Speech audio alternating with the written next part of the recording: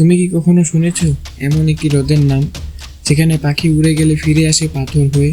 শুনতে অবাক লাগলেও এটা একদম সত্য কথা। আজকে আমি তোমাদের সামনে এমনই একটি সত্য নিয়ে হাজির হয়েছি। আর ভিডিও শেষে তোমাদেরকে একটি প্রশ্ন করব, দেখব কে কত সুন্দর উত্তর দিতে পারে। সবাইকে ঘুরতে পারছে স্বাগতম, যেখানে প্রতিটি গল্পের পিছনে লুকিয়ে থাকে সত্যের ছায়া।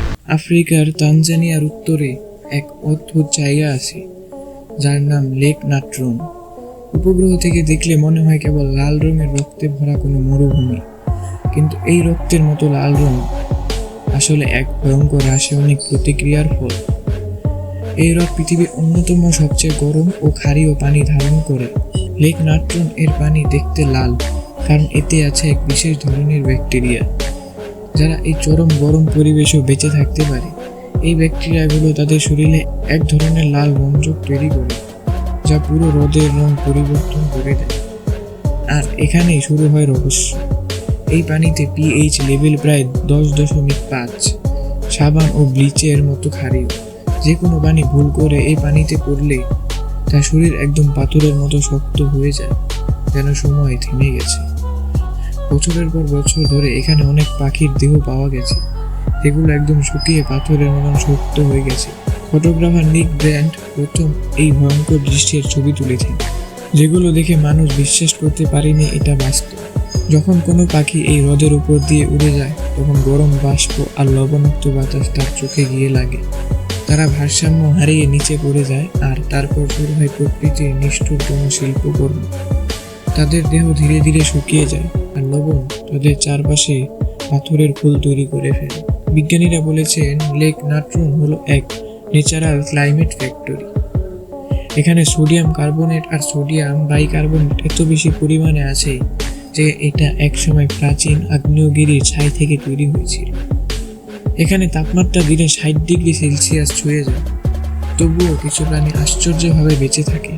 তাদের মধ্যে সবচেয়ে অদ্ভুত হলো ফ্লেমিঙ্গো পাখি। বিশ্বের লক্ষ লক্ষ ফ্লেমিঙ্গো এখানে জন্ম নেয়, কারণ এই হ্রদের লবণাক্ত পরিবেশে তাদের ডিম আর ছানা নিরাপদ থাকে। বাইরের প্রাণীরা এখানে আসতে পারে না, ফলে তারা শান্তিতে বংশ বিস্তার করে। অবিশ্বাস্য হলেও সত্য, এই হ্রদ যেভাবে হাজার প্রাণীর মৃত্যু ঘটায়, ঠিক সেভাবে অন্য কিছু প্রাণী জীবন দেয়। ফ্লেমিঙ্গোরা এখানে একটা প্রজাতির শৈবালের উপর নির্ভর করে বাঁচে, যা কেবল এই লাল পানিতে জন্মাতে পারে। অর্থাৎ প্রকৃতি একদিকে মৃত্যু আনছে, আবার অন্যদিকে জন্ম দিচ্ছে। এই দ্বন্দ্বটাই লেক নাট্রনকে এক রহস্যময় জীবন্ত প্রতীক বানিয়েছে। স্থানীয় মানুষদের মধ্যে এই হ্রদ অভিশপ্ত। তাদের ভাষায় এটা হলো পৃথিবীর শেষ দরজা। রাতের বেলায় নাকি এখানে অদ্ভুত আলো জ্বলে ওঠে, আর কিছু মানুষ দাবি করছে তারা অদ্ভুত আওয়াজ শুনেছে এই হ্রদের ভিতর থেকে। কেউ কেউ বলে এই লাল পানি হলো পৃথিবীর গভীর থেকে বের হওয়া আগুনের প্রতিচ্ছবি, আর কেউ কেউ বিশ্বাস করে এখানে প্রাচীন দেবতা ঘুমিয়ে আছে, যারা জেগে উঠলে পৃথিবী কেঁপে উঠবে। বিজ্ঞানীরা অবশ্য এসব কুসংস্কারে বিশ্বাস করে না। তাদের মতে এই হ্রদ কেবল রাসায়নিক বিক্রিয়ার ফলাফল। তবু এক জিনিস তারা এখানে বুঝতে পেরেছে, কিভাবে এত উচ্চ তাপমাত্রায় ক্ষারীয় আর বিষাক্ততার মধ্যেও ফ্লেমিঙ্গোরা স্বাভাবিকভাবে বেঁচে থাকতে পারে।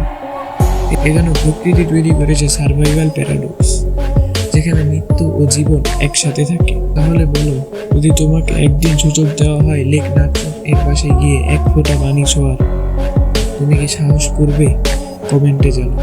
কারণ এটা শুধু একটা হ্রদ নয়, এটা প্রকৃতির এক ভয়ঙ্কর রহস্যময় জায়গা। পার্ট 2 দেখতে চাইলে কমেন্টে জানাও।